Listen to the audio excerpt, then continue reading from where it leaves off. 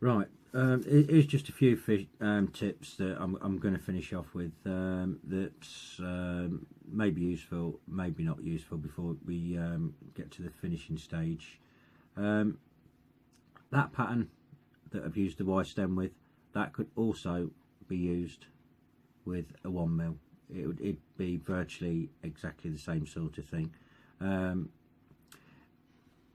the pinky pattern with a fluted end, you could use, as I stated earlier, a 1mm. Let's get this. A 1mm hollow tip instead of the solid. It's just it's my personal preference. So I mean, I prefer a solid tip 99.9% time percent of the time when fishing for silvers. But if you're that way inclined and you prefer hollows, then the same thing. And if you wanted a really ultra sensitive pattern, then you could actually do exactly the same thing, but take the 1mm hollow all the way through and pass the carbon all the way through, probably to about there, because you don't want it too much, because if you put, that's if the carbon goes through. I think these are 0.5 bores, these. I'm not sure whether it will go through. Yeah, these are 0.5 bores. But if you get some 0.6, generally they're a bit thicker. Just take it so, because you don't want the carbon through the end, otherwise you won't see the bristle. It'll be too flat with the carbon in between. Just take it to probably 5 or 6 mil before the end, and then just put the flute.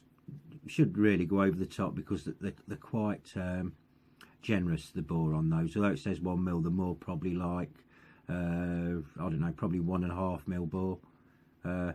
Yeah, I'd say that 1.5, something like that. There's all 1.05. There is scope for movement on those. The same applies with we'll say the puddle chop. You could actually, if you wanted a ultra sensitive chopper pattern, you could take that glass all the way through and then just sleeve over the top, and once again black all this out like I've done, and just paint up the side. That'd be like a ultra sensitive choppy pattern. Also, although I've personally used balsa, that's my personal choice for silver patterns. Whether well, as everybody knows, I fish the puddles now virtually all the time, and I can't see myself going back on the cupped. But it's just my personal choice. I won't go into details, but it's just what I prefer. But there is no reason on this particular profile, because basically it's an up and down profile. You're just sitting fishing on the bristle. It's not really made to do anything, the rugby ball. So with that in mind, it's a similar profile. It's slightly slimmer, but it's a rugby ball, and that's the Float Studio produced those in foam, so that's an alternative there. Finesse Floats, they also produce a rugby ball stroke profile as well, which everything that I've shown you on these, it could also be done with that profile as well. Who else?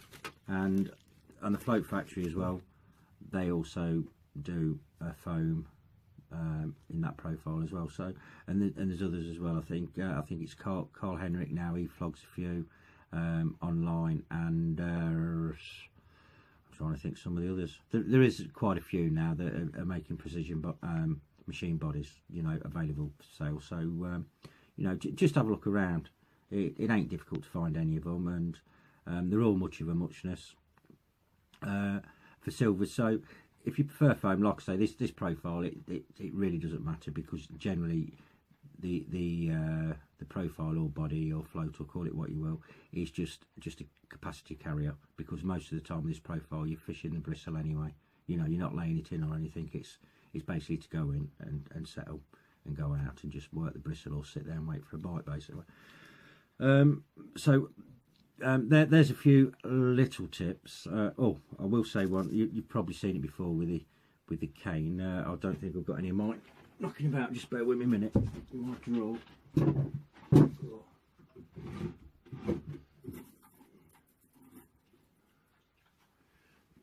Oops. Sorry about that.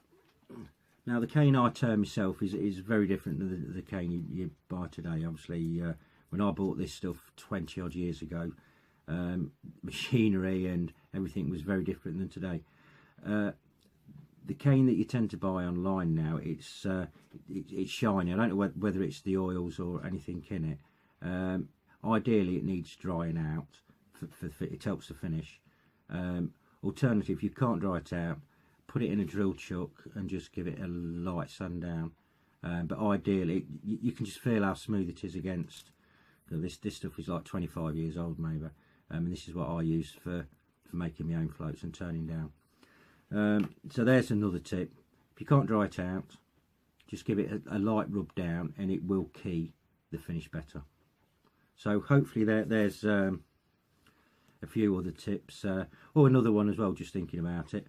You could actually put a 2.5, you know, if you think that's not thick enough, a 2mm tip. It should be really if you're fishing for silvers, but I know there's people out there that like really thick tips.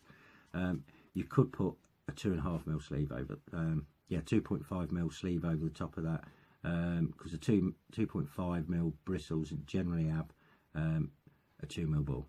So that's another alternative as well. So there's lots of things to do.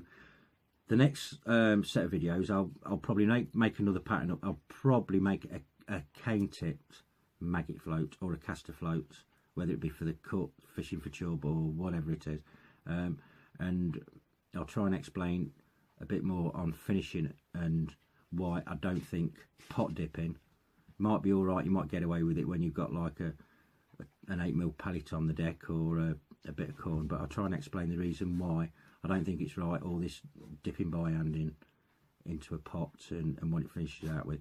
So I'll bring that into the next video with finishing everything else. So hopefully there's a few more tips and it's helped you along. So until then,